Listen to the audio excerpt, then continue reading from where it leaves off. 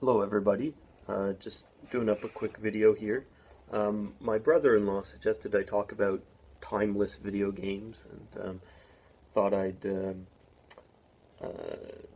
thought I'd go with that. And I I was thinking, instead of talking about timeless games in general, maybe talk about a specific timeless game.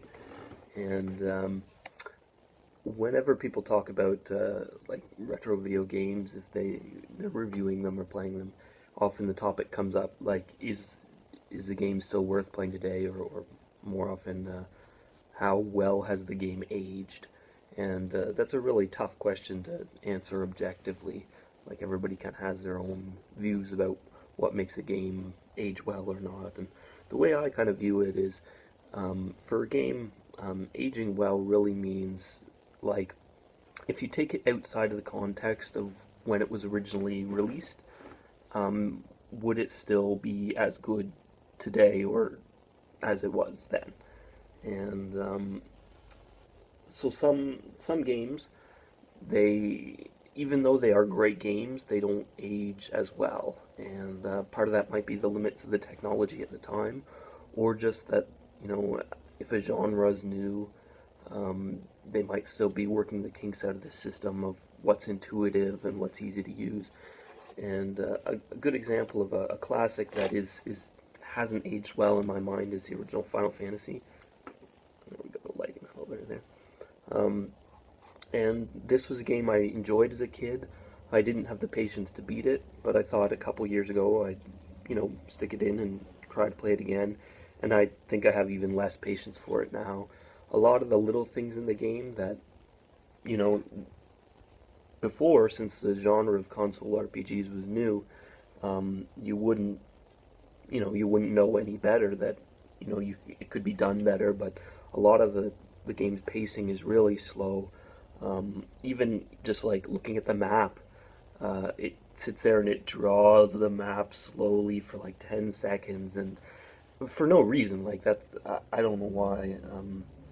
But little things like that, there's a lot of little things in the game that everything from item management to all kinds of other things, they really hadn't worked the kinks out of the formula yet, because it was new. They hadn't, tried everything yet. And so going back and playing that, it's really difficult because, if you've played newer role-playing games on consoles, you're used to certain conveniences and certain things working well, and they just don't, and it can really try your patience. But in my mind, the game that exemplifies aging well is Mario 3.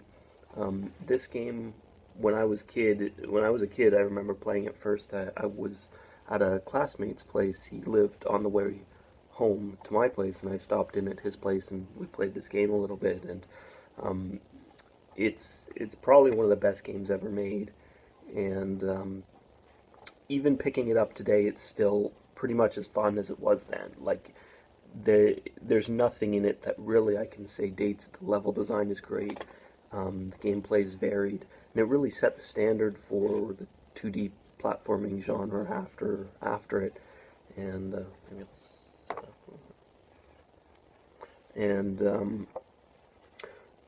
what's so great about it is, like, even if you updated the graphics and sound and stuff like that, there's really nothing else in the game that you could really change. Like, there's nothing in it that you could say feels out of date or doesn't work well.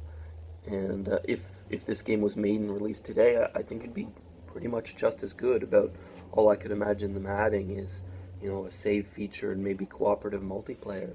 And I think a testament to the quality of the game is, you look at the games, the new Super Mario Brothers for the 3DS and for the Wii, and they pretty much took the formula from Mario 3 and just made it with better graphics and, changed a few things here and there, but the overall basic formula is the same. It follows a lot of the same processes, and I think that's really what, makes it such a timeless game, is that it really, you can pick it up now and it's just as fun as it was.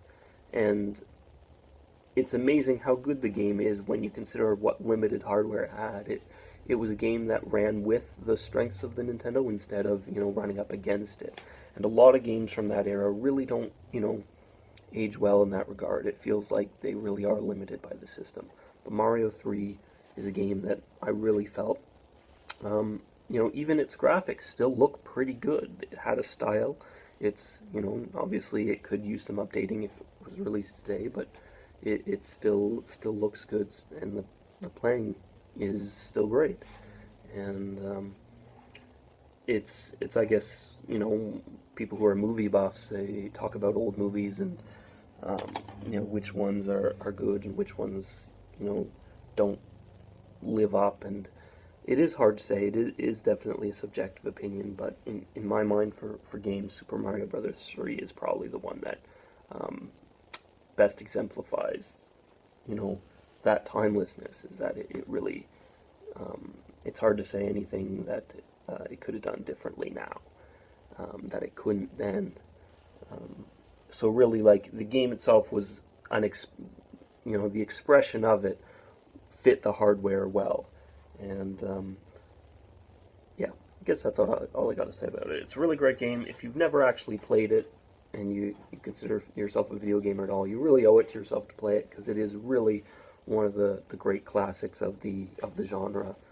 And yeah, I think that's all I've got to say.